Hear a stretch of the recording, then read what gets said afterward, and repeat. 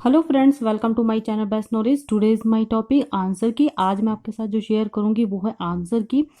मैंने आपके साथ जो कुछ लॉन्ग क्वेश्चन प्रीवियस वीडियो में आपके साथ शेयर किए थे उसके जो आंसर है आज मैं आपको बताने वाली हूँ। आगे बढ़ने से पहले अगर आप मेरी चैनल पर न्यू हैं तो प्लीज़ इस चैनल को लाइक शेयर एंड सब्सक्राइब जरूर कीजिएगा। इसमें जो फर्स्ट क्वेश्चन था, define nursing explain the principles of nursing. Clear. इसका जो answer according to Virginia and Henderson. इसके बाद जो नेक्स्ट इसकी हेडिंग है according to Florence Nightingale. And जो थर्ड इसके बाद आती है according to American nurses association. Clear. ये तीनों जो आपको जो है इसमें डिफाइन करना है नर्सिंग को, तो ये तीनों के तीनों आपको जो है इसमें इसकी जो हेडिंग है जो आपको इसमें लिखनी होगी। इसके बाद उन्होंने पूछा था कि explain the principles of nursing. इसके प्रिंसिपल्स क्या है, वो है इसके अंदर नर्सिंग प्रिंसिपल्स इंक्लूड। इसमें जो फर्स्ट इसके अंदर बताया गया है कि जैसे सेफ्टी है, सेफ्टी आप कैसे करेंगे, आपके जो प्रिंसिपल्स है वो क्या क्या इंक्लूड्स होते हैं। ठीक है। आप जो इसमें जो बैक्टीरियोलॉजिकल होगा, जो इंजरीज होंगे, जो क्लाइंट एंड वर्कर होंगी, मैकेनिकल थर्मल एंड जो केमिकल्स होंगे, उससे आप कैसे प्रिवेंशन करेंगे। क्लियर। इसके बाद है थेरेपिक एंड इफेक्टिवेंस। इसमें आप कैसे क्योर करेंगे डिजीज से। और इसके बाद है कंफर्ट, कैसे जो है आप सर्टिफिकेशंस एंड जो प्रोवाइड करवाएंगे क्लाइंट एंड वर्कर्स को। उसके बाद आता है यूजर रिसोर्स एंड, ठीक है, ये आपको लिखना है। इसके बाद आता है गुड वर्कमैनशिप। गुड वर्कमैनशिप कैसा होता है वो सब बताना है आपको। इसके बाद आता है इंडिविजुअली। इंडिविजुअली कोई भी अगर जैसे कोई प्रॉब्लम आती है उस वक्त पर डॉक्टर जो है अवेलेबल नहीं है, तो जो नर्स है वो कैसे हैंडल करेगी पेशेंट को, वो क्या क्या प्रोसीजर करेगी क्लाइंट के साथ, तो वो सब चीजें इसमें लिखनी है। इसमें थोड़ा सा शॉर्ट में पॉइंट बता रखे, लेकिन पॉइंट ये है आपको इसमें चाहे तो इसे बढ़ाकर भी लिख सकते हैं, इसमें कोई भी प्रॉब्लम नहीं आएगी। इसके बाद जो नेक्स्ट क्वेश्चन इसके बाद था जो define professions, what are roles and responsibilities of professional nurse. क्या है, डिफाइन करना है प्रोफेशंस को, इसके रोल्स एंड जो रिस्पॉन्सिबिलिटीज है प्रोफेशनल नर्स के वो बताना है।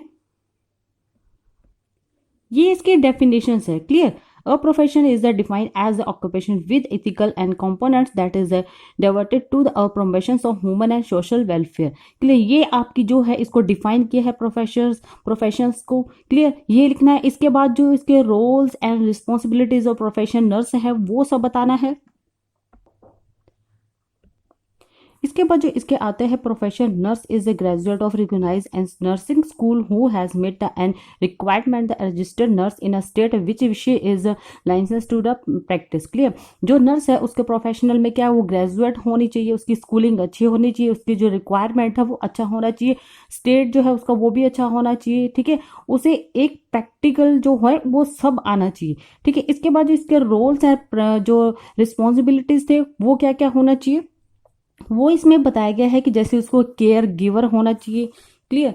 केयर गिवर साथ में एडवोकेट। केयर गिवर मतलब कि जैसे आप जो क्या करेंगे, कोई डिजीज होगी है किसी भी पेशेंट को, तो आप उस जो नर्स है वो क्या करेगी, उसे क्या क्या प्रोवाइड करवाएगी केयर, वो सब बताना है। इसके बाद जो है एडवोकेट, अगर उस टाइम पर डॉक्टर जो है अवेलेबल नहीं है, जो पेशेंट है उससे पूछेंगे आपको कि क्या क्या प्रॉब्लम हुई है, तो उसके बाद जो है उसकी फैमिली को जो है आप क्या करेंगे, उसे एडवोकेट करेंगे। क्लियर। इसके बाद आता है क्रिटिकल थिंकर। अब जैसे कोई डॉक्टर उस टाइम पे अवेलेबल नहीं है और उस वक्त पर पेशेंट ऐसा आया कि जो जिस टाइम पर डॉक्टर की जरूरत हो उस टाइम पर नहीं था, तो नर्स जो है वो क्या करेगी, कैसी वो क्रिटिकल में जो है कैसे डिसीजन लेगी, वो सब बताना है। इसके बाद टीचर उसकी जो फैमिली है, उसकी जो जो पेशेंट है उसके हेल्थ के रिगार्डिंग उसको क्या करेगी, टीच करेगी।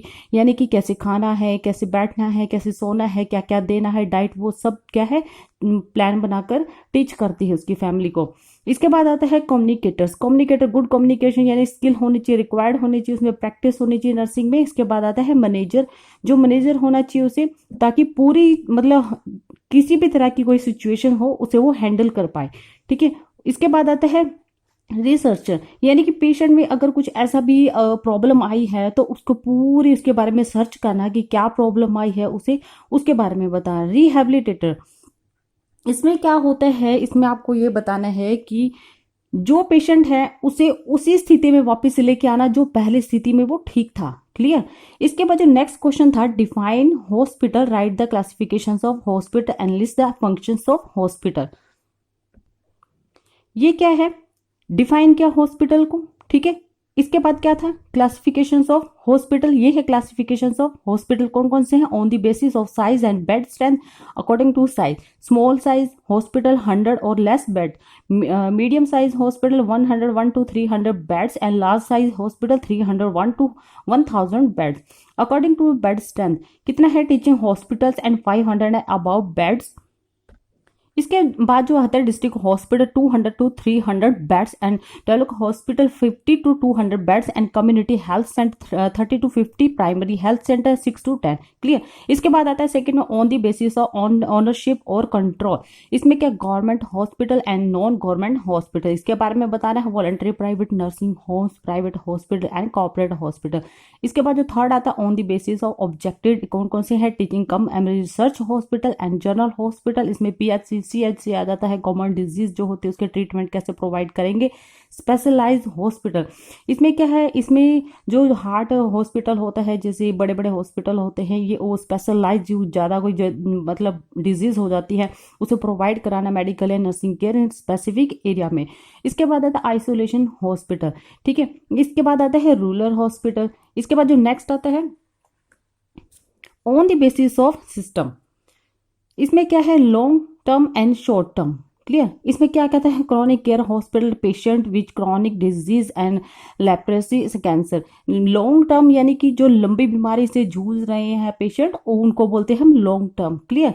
शॉर्ट टर्म वो होते हैं जैसे फीवर हुआ या फिर कुछ जैसे इन्फेक्शन हुआ, वो क्या होता है, शॉर्ट टर्म की डिजीज होती है जो कि जल्दी से ठीक हो जाती है। जो लॉन्ग टर्म की होती है वो 1 साल या 1.5 साल से उस डिजीज से जूझ रहे होते हैं।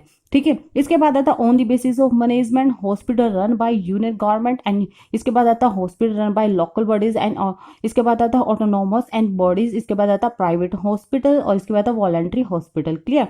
इसके बाद आता फंक्शंस ऑफ हॉस्पिटल। इसमें है फंक्शंस ऑफ हॉस्पिटल में क्या बताया गया है, इसमें बताया है care for sick and injuries patient. जैसे कोई पेशेंट है उसे इंजरीज हो गई है, बीमार है, उसकी केयर कैसे करेंगे। Diagnosis and treatment of the disease, उसकी जो है डायग्नोसिस ट्रीटमेंट जो डिजीज है उसे कैसे करेंगे। And prevention of disease, disease को कैसे रोकेंगे। प्रमोशन ऑफ हेल्थ, हेल्थ को जो है प्रमोट कैसे करेंगे, प्रमोशन। इसके है रिहेबिलिटेशन यानी कि जो पेशेंट है उसे उसी स्थिति में वापस कैसे लेके आएंगे।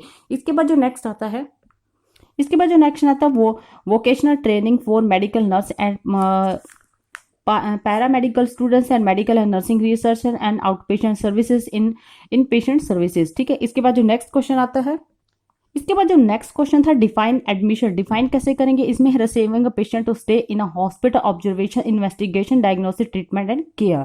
क्लियर। इसके बाद जो था write about procedure for admitted a patient in a hospital. क्या क्या है एडमिशन प्रोसीजर वो देखना है हमें, क्या क्या बताया गया है इसके अंदर। इन्होंने जैसे बताया है कि जैसे फर्स्ट इसमें है एडमिशन प्रोसीजर क्या होता है, reception of patient in out patient department OPD।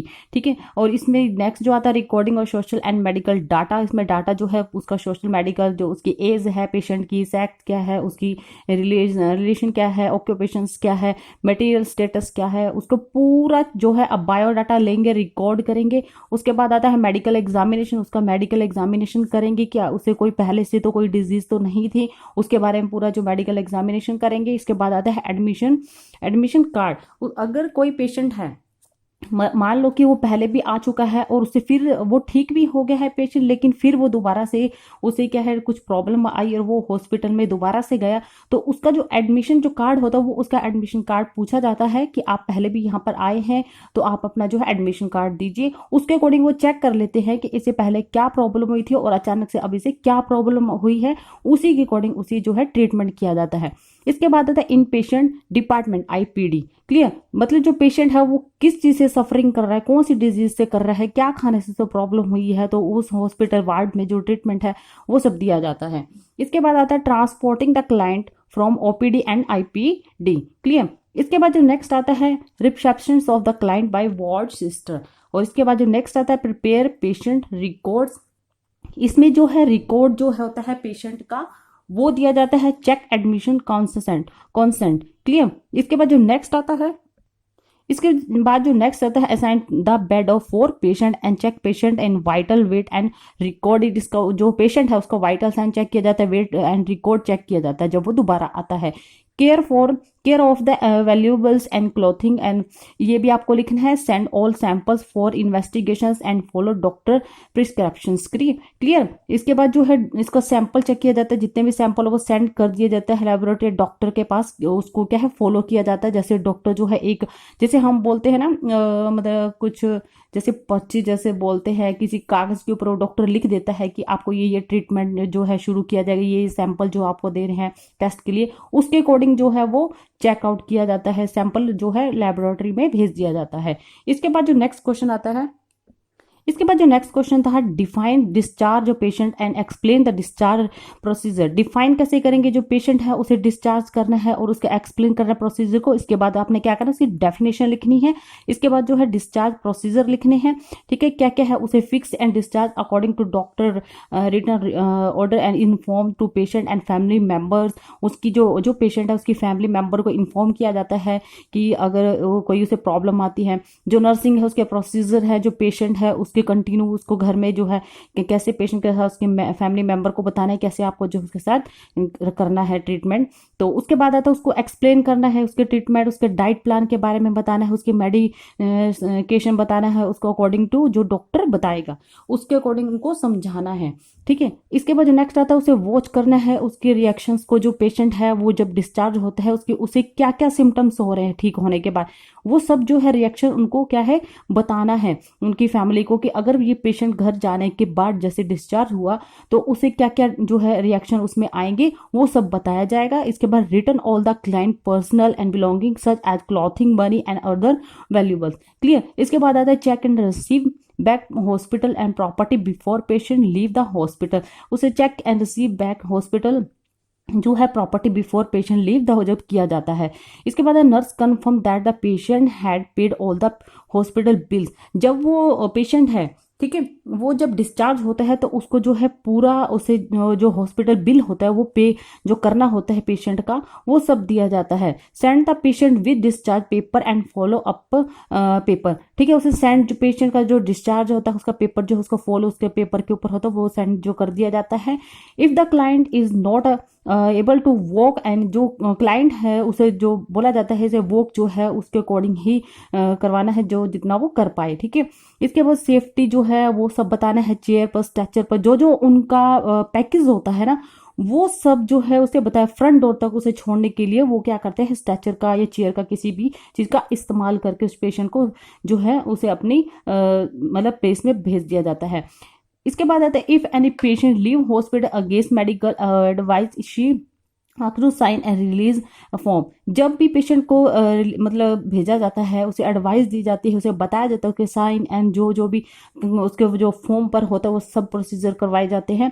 इसके बाद जो नेक्स्ट आता है the nurse should see the chart and records and completed send records sections. Nurse जो होती है जो चार्ट होता है रिकॉर्ड होता है कंप्लीटेड जो है उसे सेंड कर दी जाती है। इसके बाद जो नेक्स्ट आता है, इसके बाद जो नेक्स्ट आता है वो है define therapeutic environment, explain the factor affecting the therapeutic environment for a patient. जो थेरेपिक इन्वायरमेंट है पेशेंट के ऊपर वो कैसा होना चाहिए उसमें डेफिनेशन लिखे। Therapeutic environment is a where the nursing provide comfortable safe environment to prevent patient from health hazard in hospital setting. अब जो पेशेंट है वो बीमार है उसे जो थेरेपी इन्वायरमेंट दिया जाएगा, जो नर्स है उसे कंफर्ट फील करवाएगी, उसे सेफ इन्वायरमेंट में जो है उसे ले जाएगी ताकि उसे जो कंफर्ट फील हो। ठीक है, इसके बाद जो नेक्स्ट है उसके जो फैक्ट थे थेरेपिक इन्वायरमेंट के वो सब बताना है। वो क्या क्या एटमॉस्फेयर टेम्परेचर, रूम का टेम्परेचर कितना होना चाहिए जहां पेशेंट है वो 68 टू 72 डिग्री फ़ारेनहाइट होना चाहिए। ठीक है, जो उसके लिए कंफर्टेबल हो पाए, जहां पे वो उसे थोड़ा सा आराम मिले। इसके बाद आता है एयर मूवमेंट, जहां जो एयर मूवमेंट होता है वेंटिलेशन। जैसे पेशेंट है अगर वो रूम के अंदर है जो उसके चारों तरफ जो है वेंटिलेशन होना चाहिए। ठीक है, जो एयर का जो मूवमेंट है वो जो रेडिएशन होता है उसके जो हीट जो है स्किन पर क्या करती है क्या करते हैं उसको इम्प्रूव करती है, सर्कुलेशन करते हैं, रेस्पिरेशन करते हैं, वो उसके लिए ठीक होती है। तो जो उसका जो एयर का मूवमेंट है वो कितना होना चाहिए 45 फीट मिनट होना चाहिए। इसके बाद आता है लाइटिंग। जो लाइटिंग है वो कैसे होनी चाहिए, वो नेचुरल एंड आर्टिफिशियल लाइट होनी चाहिए, अवॉइड करना चाहिए उसे, जो उसके डायरेक्ट उसके फेस और आई पे बिल्कुल ना जाए। वो क्या है, उसे प्रिवेंट करवाना चाहिए, हर एक चीज़ से अवॉइड करना चाहिए। जो लाइटिंग ड्यूरिंग जो सब वो सोता है पेशेंट, जब उसके ऊपर लाइट ऊपर आ रही होती है, वो सब नहीं होना चाहिए, अवॉइड करना चाहिए। लाइट ड्यूरिंग रीडिंग, जब आप पढ़ते हैं बैठते हैं, जैसे कई ऐसे हैं जो मतलब कि छोटी सी टॉर्च के ऊपर भी, लैंप के ऊपर क्या करते हैं, स्टडी करते हैं, वो अवॉइड करना चाहिए। इसके बाद आता है नॉइस। जो पेशेंट है उसके लिए क्या होता है, आसपास शोर नहीं होना चाहिए, उसे जो है कंफर्ट फील होना चाहिए, उसे लाउड टॉकिंग में ये हंसना जो है ऐसा नहीं होना चाहिए। क्लियर, उसको जो सुनने के लिए जो मतलब जो जैसे बोला जाता है धीरे धीरे बोले ताकि उसे जो सुनाई दे, जोर से नहीं बोलना चाहिए। टेलीविजन या टीवी जैसे हम जो साउंड जो मतलब इंक्रीज कर देते हैं, वो सब नहीं होना चाहिए। इसके बाद आते हैं प्योरिटी ऑफ एयर। इसमें क्या होते हैं, जो एयर होती है उसमें बहुत सारे माइक्रो ऑर्गेनिज्म होते हैं, वो क्या करते हैं, इन्फेक्शन को क्या है करते हैं, कोज कर देते हैं। अगर एयर अगर नीट एंड क्लीन है, कोई भी डस्ट नहीं आ रही है, नीट एंड क्लीन स्काई है, तो उसमें क्या है, पेशेंट के लिए बहुत ही ज्यादा उसके लिए ठीक रहेगा, उसको कोई दिक्कत नहीं आएगी। अगर डस्टिंग है, अगर थोड़ी बहुत ही डस्टिंग ऊपर से गिर रही है, आसपास एरिया साफ नहीं है, तो क्या होगा, जो पेशेंट है वो क्या है, ज्यादा से ज्यादा उसको एलर्जी होगी और वो बीमार हो जाएगा ज्यादा। तो इसलिए इस चीज का ध्यान रखना है, उस चीज को जो है एयर जो है प्योर होनी चाहिए, जो उसके कपड़े हैं वो भी नीट एंड क्लीन होने चाहिए। ठीक है, जो उसका बेड है वो भी अच्छे से जो प्योर होना चाहिए, यानी कि प्योरिटी होनी चाहिए, उसे जो है बिल्कुल नीट एंड क्लीन रखनी चाहिए उसकी बेडशीट को। इसके बाद है अलाइनमेंट, इसके बाद आता है elimination of up up pleasant outdoor. Clear, good ventilation होना चाहिए, प्रॉपर डिस्पोजल, जो भी कचरा होता है उसे डस्टबिन में डालना चाहिए, इधर उधर नहीं फेंकना चाहिए। वाटर सप्लाई, सीवेज, हॉस्पिटल, इसमें क्या होना चाहिए, जो वाटर है वो भी क्या होना चाहिए, साफ होना चाहिए। सीवेज जो है, डिस्पोजल जो होते हैं उसे इधर उधर नहीं फेंकना चाहिए, डस्टबिन में डालना चाहिए। इसके बाद आते हैं, इसके बाद आता है जैसे एक फैक्टर से जो इन्वायरमेंट है वो भी सही होना चाहिए, उसकी एज एक्सरेज जो भी है वो सब होना चाहिए। ठीक है, इसके बाद जो नेक्स्ट आता है, इसके बाद जो नेक्स्ट क्वेश्चन था, डिफाइन रिकॉर्ड्स। रिकॉर्ड्स कैसे करेंगे define, enlist the importance of records, explain the types of records, ये क्वेश्चन था। इसका जो डेफिनेशन आपको लिखना है, clinical, scientific, administrative, legal documents and पूरा का पूरा उसकी फैमिली, इंडिविजुअल जो सोसाइटी है वो सारा बताएंगे। ठीक है, इसके बाद इंपॉर्टेंस ऑफ रिकॉर्ड्स, क्या क्या होने चाहिए रिकॉर्ड जो है, serve and documents for the history of client, client की हिस्ट्री लिखनी चाहिए। Record assist in the continuity of the care, उसकी जो केयर है कंटिन्यूटी होना चाहिए। रिकॉर्ड सर्व एज, ये लिखना है। इसके बाद टाइप्स ऑफ रिकॉर्ड आ जाते हैं, क्या क्या, out patient and in patient records होना चाहिए, उसका नर्स रिकॉर्ड्स होना चाहिए। इसके बाद जो नेक्स्ट आता है वो है डॉक्टर जो मतलब बताता है कि ऑर्डर शीट होती है वो उसको देना है, उसमें ये भी रिकॉर्ड में आता है। ग्राफिक चार्ट होता है, टीपीआर जिसको बोला जाता है। Reports of laboratory and diet chart दी जाती हैं, and consult from the operation and is anaesthesia, जो उसे कंसल्ट किया जाता है जो पेशेंट है कि ऑपरेशन आपका कैसे किया जाएगा, एनेस्थीसिया दिया जाता है, वो सब उसके लिए कंसल्ट किया जाता है। इसके बाद आता है इनटेक एंड आउटपुट चार्ट। इसके बाद जो है इनटेक आउटपुट चार्ट दिया जाता है, इसका रिपोर्ट्स, एनेस्थीसिया एंड इसके पूरा का पूरा जो occupation therapy other special treatment जो भी इसको दी जाएगी वो सब इसमें है। रजिस्टर्ड में क्या क्या होता है, उसमें बर्थ होता है, उसका जो डेट होती है वो सब होता है, एडमिशन होता है, डिस्चार्ज होता है, ओपीडी होता है, सब दिया जाता है। इसमें होता है medico legal cases and records होता है, मेडिकेशन रिकॉर्ड्स, प्रोसेस वो रिकॉर्ड्स एंड प्रोग्रेस नोट्स होता है, लॉन्ग टर्म केयर डॉक्यूमेंटेशन से लॉन्ग टाइम वाले जो डॉक्यूमेंट जिसको लंबी टाइम से यानी कि लंबे टाइम से वो चल रही है डिजीज, तो उसका भी एक लॉन्ग टर्म जो है डॉक्यूमेंटेशन होता है। फ्लो शीट दिया जाता है। इसके बाद आता है नेक्स्ट, इसके बाद जो नेक्स्ट क्वेश्चन था, डिफाइन ओरल, क्या है, ये डेफिनेशन है। ठीक है, oral hygiene, right the purpose oral care, what is the complications of neglected oral hygiene, ये इन्हीं में ही आते हैं। ये पूरी डेफिनेशन यहाँ तक लिखना है। इसके जो पर्पज हैं वो क्या क्या है वो भी देख लेते हैं हम लोग कि पर्पज क्या क्या बताया इसमें। पर्पज जो है to maintain integrity and of the lips and tongue and mucous membrane of the mouth, to prevent the treat oral infections and moist the oral mucosa, and इसके बाद prevent dental caries and tooth and कैसी, ये पूरा आपको लिखना है। Complication neglected oral hygiene, इसमें पूरा का पूरा लिखना है आपको। तो इस चीज का ध्यान रखना है। हेलिटोटिस एंड इसके बाद है dental caries and dental plaque, एंड इसके बाद आता है पूरा ये जो आपको लिखना करना है, ये पूरे के पूरे पॉइंट्स लिखने हैं। इसके बाद जो नेक्स्ट पॉइंट्स आता है,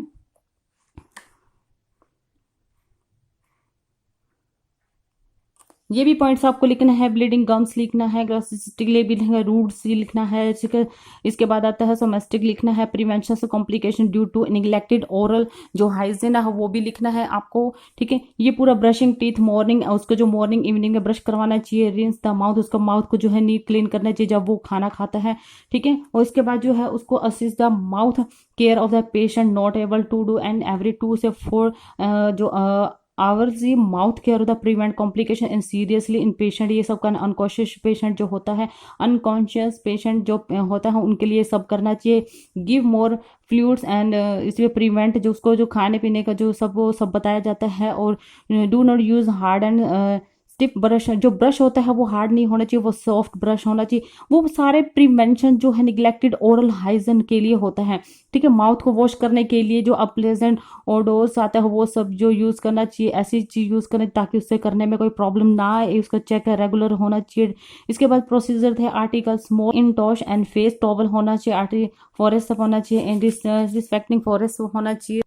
इसके बाद होता है स्मॉल बाउल विद माउथ, ये पूरा का पूरा करना है गाइस। और इसके बाद जो स्टेप है वो करने हैं आपको, जो स्टेप है वो कंप्लीट ही करने हैं आपको, जितने मैं आपको बता रही हूँ पूरा assess the patient of oral hygiene से लेके जो कहाँ तक करना है ये भी आपको यहाँ तक करना है। और इसके बाद जो नेक्स्ट आता है ये भी आपको करना है, रिप्लेस ऑल आर्टिकल्स आफ्टर, जो वॉश करना है, वॉश हैंड्स करवाना, record the time and with date, ये भी सब करना है रिकॉर्ड्स। इसके बाद जो नेक्स्ट आता है, नेक्स्ट जो हमारा क्वेश्चन था डिफाइन स्पॉन्ज बात कैसे करेंगे, इसकी डेफिनेशन लिखनी है आपको ये वाली। इसके जो पर्पस है, आर्टिकल्स हैं, वो सब लिखना है। To make the patient comfortable and fresh, जो है आप उससे पेशेंट को कंफर्टेबल एंड फ्रेश जो फील करवाएंगे, उसको जो इम्प्रूव जो है सर्कुलेशन देंगे, ठीक है, वो करेंगे। उसका स्किन का जो है रेडनेस, इंजरी, स्वेलिंग, जो रैशेज हैं, अदर इन्फेक्शन हैं, वो सब उसके जो है बेड सोर्स है वो सब करेंगे, प्रिवेंट करेंगे उसके सोर्स को।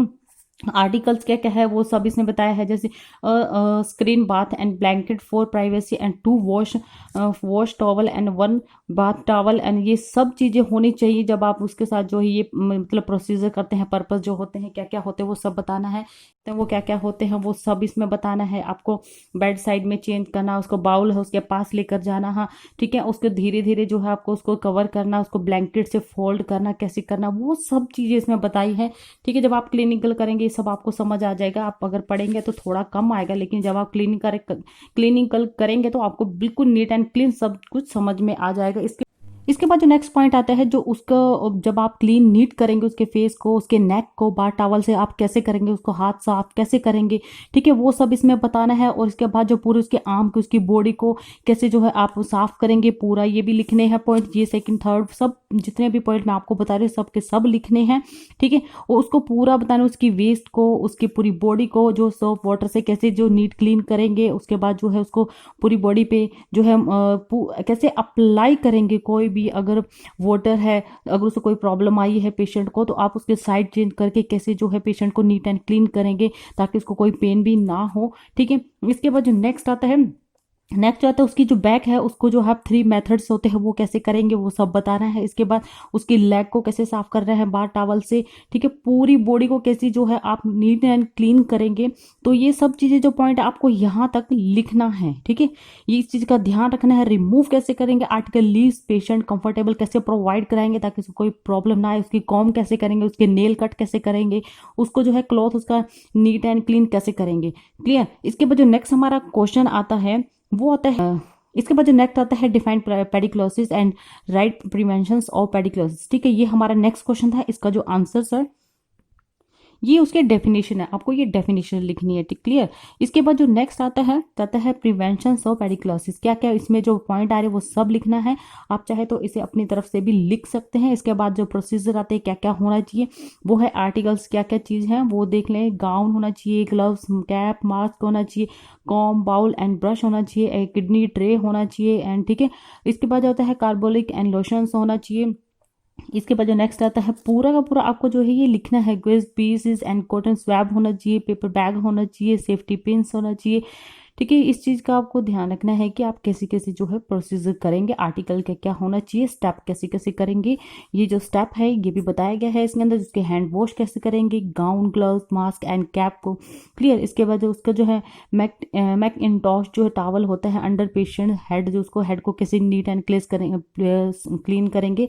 इसके बाद उसको कवर कैसे करेंगे, उसके आईज को, वॉइस को, और जो पार्ट्स है उसके हेयर के इनटू स्मॉल सेक्शंस अप्लाई, ये कैसे करेंगे। इसके स्कैल्प को कैसे नीट एंड क्लीन करेंगे, ठीक है। अप्लाई कैसे करेंगे medicine along with whole length of the hair को, ये सब चीज़ें इनमें जो है बताई गई है। प्रोसीजर जो स्टेप है वो सब आपको करना है।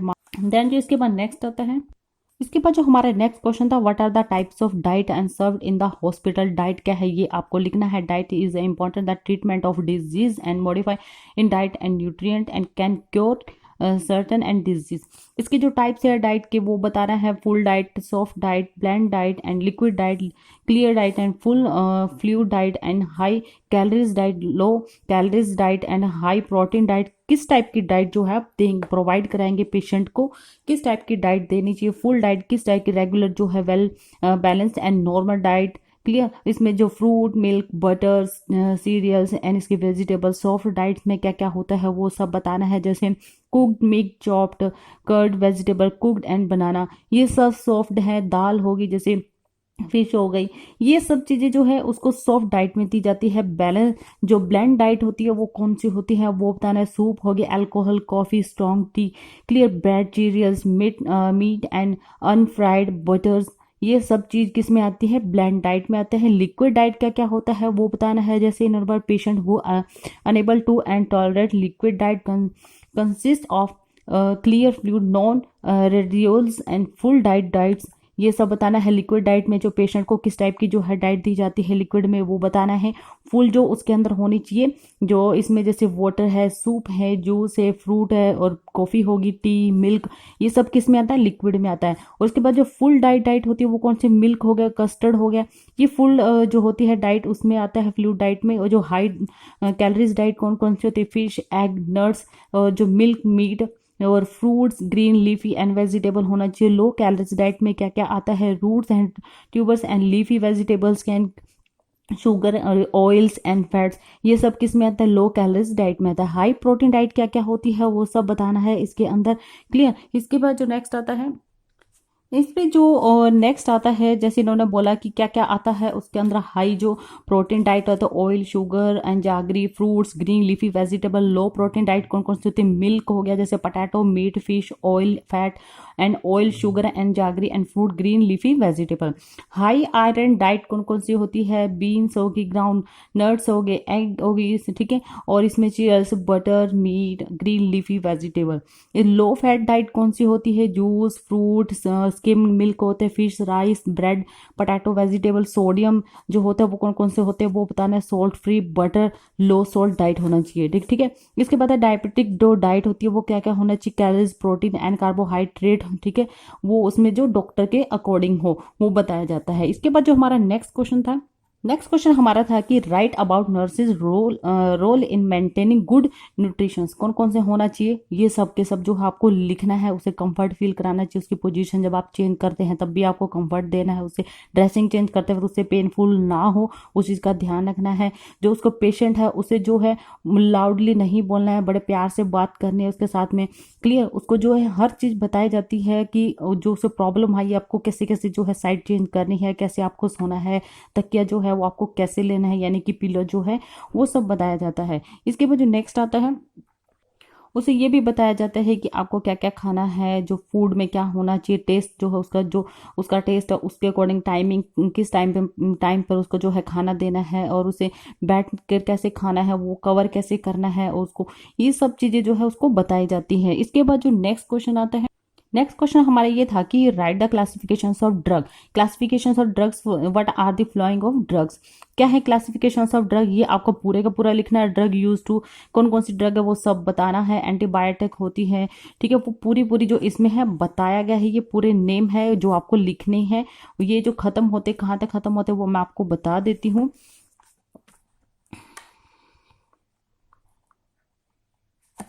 वो जो खत्म होंगे यहाँ तक खत्म होंगे बीपी तक, ये पूरे के पूरे नेम लिखने हैं अगर आपसे वो पूछता है classification of drug and following. इसके बाद जो इसके फॉर्म्स ऑफ ड्रग थे, लिक्विड फॉर्म, सॉलिड, गैस, कौन कौन से आते हैं, मिक्सर, सॉल्यूशंस, एंड सॉलिड में कौन से टैबलेट, कैप्सूल, पील्स आते हैं, गैसेस में ऑक्सीजन आता है, एनेस्थीसिस एंड गैसेस इनहालेशंस आता है, ये पूरा लिखना है। इसके बाद जो नेक्स्ट आता है, इसके बाद हमारा नेक्स्ट क्वेश्चन था डिफाइन ओरल मेडिकेशंस, कैसी ये डेफिनेशन है, डेफिनेशन आपको लिखना है यहाँ तक फ्लोइंग तक। इसमें जो आता है नेक्स्ट आता है check the diagnosis and age of the client, आपको क्या है चेक करना है डायग्नोसिस के एज एंड क्लाइंट के, और check the process purpose of medication, उसको जो है चेक करना है purpose of medication, check the in identification the client name bed, check doctor, जो डॉक्टर लिखता है करेक्ट नेम वो होना चाहिए डो पेशेंट का, टाइम टू टाइम पे सब चीज़ें कैसे देना है, सिम्टम्स क्या है, डोज कैसे देना है वो सब बताना है।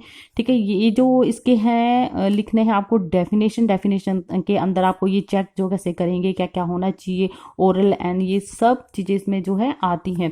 इसके बाद जो प्रोसीजर है वो क्या क्या है वो देख लेते हैं। इसमें एक्सप्लेन करना है procedure medication purpose to the patient, clear.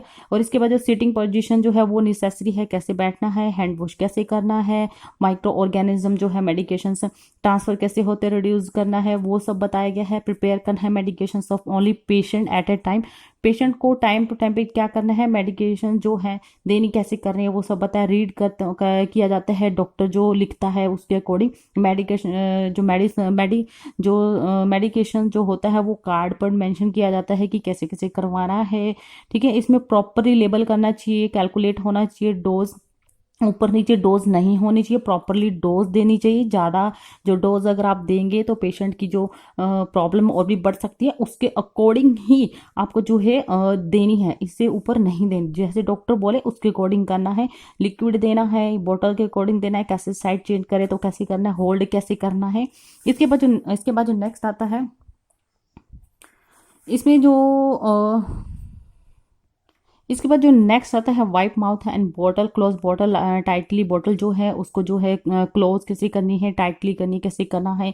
ठीक है, उसको जो कार्ड है मेडिकेशन ऑन द ट्रे कैसे करना है वो सब बताना है आपको। मेडिकेशन कार्ड के बारे में complete re administration assessment blood pressure pulse required सब जो है मेंशन किया जाता है। किसमें direct action such as a decreasing pulse rate blood pressure required assessment ये सब चेक किया जाता है। वाटर जो है वो किया जाता है सब चेक। इसमें माउथ जो है उसे भी ठीक देखा जाता है कि उसमें कोई प्रॉब्लम तो नहीं है। फेस जो है उसको फेस जो है उसका नीट एंड क्लीन कैसे करेंगे, रिमूव कैसे करेंगे जो भी प्रॉब्लम है फेस पे।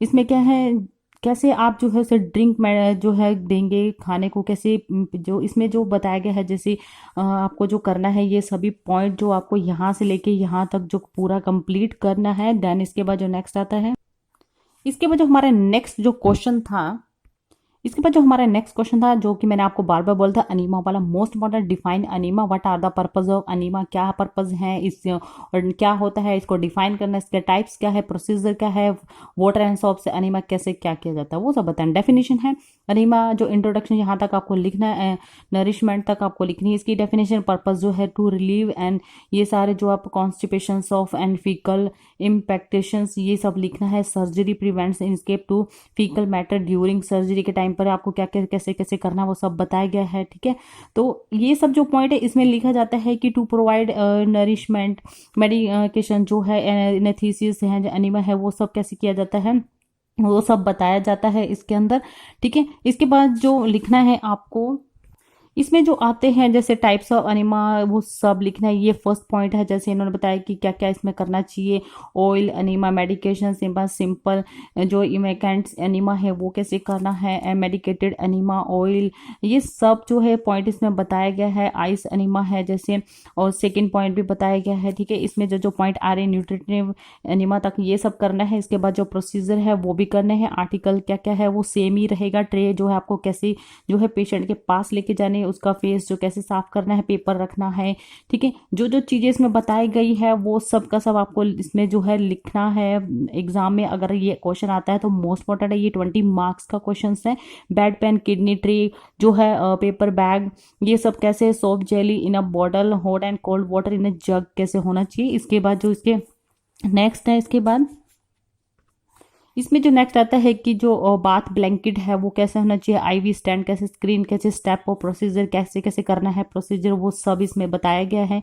जो ट्रे है वो पेशेंट के बिल्कुल थोड़ा सा माउथ के पास ले जा करके करना चाहिए, वो सब बताया गया है। आपको वॉश कैसे करना है उसके फेस को, उसकी लेग को, उसके हाफ पार्ट को पहले कैसे क्लीन करना है, फिर उसके बाद कैसे करना है। कोई इसमें जो है प्रैक्टिकल करके नहीं बता सकती, क्योंकि जो अगर आप ड्यूटी में जाएंगे क्लिनिकल में तो आपको जो है सब बताया जाएगी कि आपको कैसे प्रोसीजर करने हैं, कैसे स्टेप करने हैं।